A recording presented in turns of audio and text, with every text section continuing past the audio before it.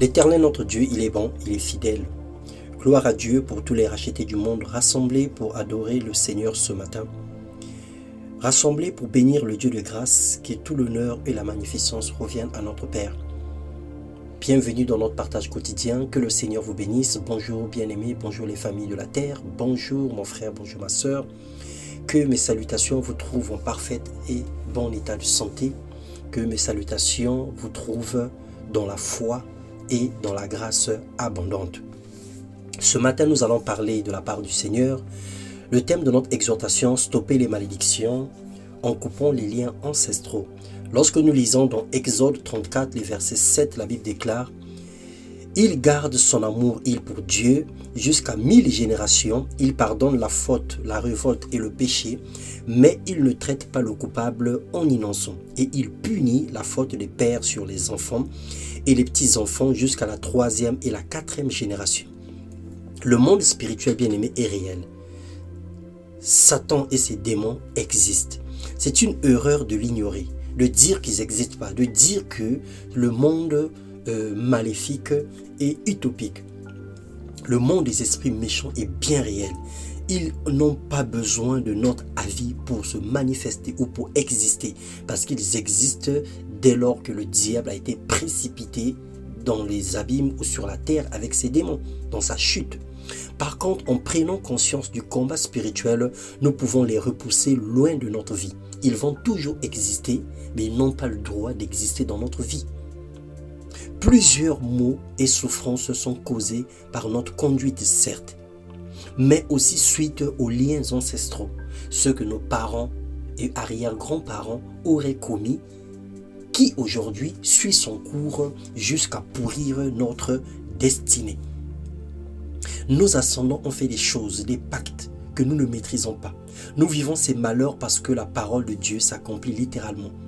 Mais nous pouvons vaincre ces choses car en chaque homme, Dieu a mis la pensée de l'éternité. Dieu a mis en chacun de nous un soupir. Lorsque nous avons des situations, chacun de nous essaie de dire: oh mon Dieu, Seigneur, parce qu'il y a la pensée de l'éternité dans notre esprit. Le Saint-Esprit interpelle chaque homme, chaque être vivant. Et Dieu désire que chacun parle soi-même pour se justifier. Si cela n'en était pas ainsi, le Seigneur pouvait délivrer chaque homme sans même qu'il en demande, sans même qu'il en déclare. Mais Dieu veut que chacun parle pour soi, que chaque homme parle pour se justifier. Alors, Dieu s'adresse à deux types de personnes ce matin. Je ne sais pas dans quel camp tu te trouves. La première personne est celle qui joue le jeu du diable et qui fait semblant de vivre, de venir à l'église, de vivre autour de la parole de Dieu, mais demeurant dans la magie, dans la sorcellerie, dans les pratiques occultes, demeurant dans les choses qui le disqualifient dans la présence de Dieu, mais tout en faisant semblant d'appartenir à l'église ou d'être appelé enfant de Dieu. Le Seigneur te dit ceci: ces deux souffrances vont arriver. La perte d'enfant, le veuvage t'atteindra.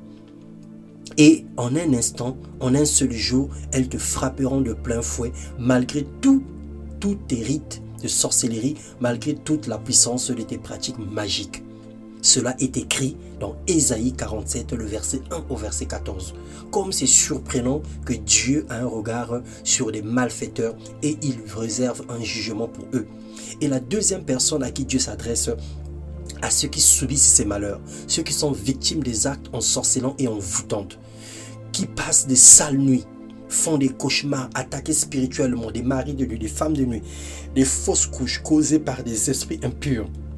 Le Seigneur dit: le diable joue avec ta vie.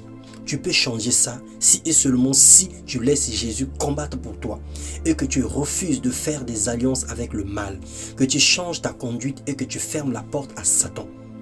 Dans Deutéronome 28, le verset 6, le verset 7, le Seigneur te dit ceci: tu seras béni à ton arrivée et à ton départ. L'Éternel te donnera la victoire sur les ennemis qui se dresseront contre toi. Ils sortiront contre toi par un seul chemin et c'est par cet chemin qu'ils enfuiront devant toi. Voilà la promesse que le Seigneur te fait. Sèche tes larmes. Arrête de te lamenter, arrête de pleurer, arrête de gémir, arrête de te morfondre. Lève-toi, car cette affaire te concerne. Lève-toi et crie à l'Éternel. Parle à Dieu, lui qui justifie. Parle à Dieu, lui qui délivre. parle à Dieu, lui qui sanctifie, parle à Dieu, lui qui ressuscite les morts. Le Seigneur te dit, parle toi-même pour te justifier. Crie à l'Éternel dans ta détresse et il te délivrera. Le Seigneur est venu, Jésus-Christ est venu afin que les brebis aient la vie et qu'elles les aient en abondance. Le souhait de Dieu est que toute forme de malédiction, toute forme de lien qui subsiste encore dans ta vie soit brisé et coupé.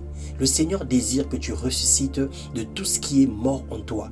Le Seigneur désire que l'esprit qui a ressuscité Christ entre les morts, que ce même esprit puisse ressusciter ta santé, ressusciter ta foi, ressusciter ta vie, ressusciter ton mariage, ressusciter ton couple, ressusciter la vie de tes enfants, ressusciter leur éducation, ressusciter tes finances et tout ce qui va mal dans ta vie.